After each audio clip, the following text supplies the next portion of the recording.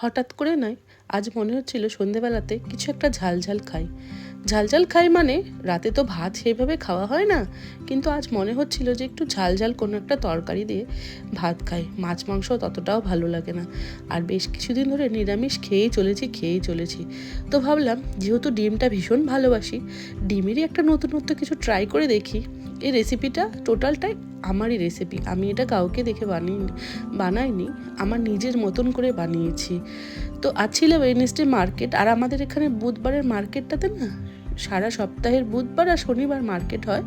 তো বুধবারের মার্কেটটাতে আমি ডিম আর টুকটাক জিনিসপত্রগুলো নেই, ফল শাক আর সবজিটা আমি শনিবার মার্কেট থেকেই নেই। তো আপনাদের একদিন দেখাবো আমাদের এখানে মার্কেট কিভাবে বসে।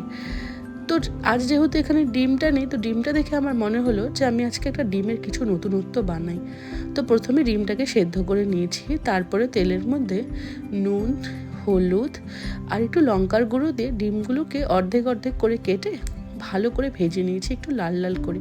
তারপরে সর্ষে, পোস্ত, 4-5টে কাজু বাদাম, কাঁচা লঙ্কা, রসুন দিয়ে, আর ওর মধ্যে দিয়েছিলাম একটু গোলমরিচটা আমার ভীষণ ভালো লাগে, গন্ধটা গোলমরিচে যে কোনো তরকারিতে। আমি তো ননভেজ মানে গোলমরিচ ইউজ করি, আর তাছাড়া পনির তরকারিতে আমি ভীষণ গোলমরিচ ইউজ করি।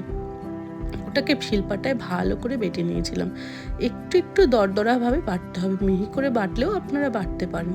তারপরে কিচ্ছু ফোড়ন দেওয়ার দরকার নেই, ওই ডিম ভাজার তেলেই মশলাটা দিয়ে ভালো করে কষিয়ে নিতে হবে।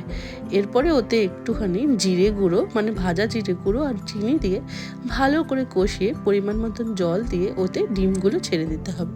ফুটে গেলে পেঁয়াজের বেরেস্তা, কাঁচা লঙ্কা চেরা আর ধনেপাতা দিয়ে ভালো করে ফুটিয়ে নিলে বেশ শুকনো একটা ব্যাপার চলে আসলে ওপর থেকে কাঁচা সর্ষের তেল ছড়িয়ে ব্যাস, আর কি চাই, খুবই ভালো হয় খেতে।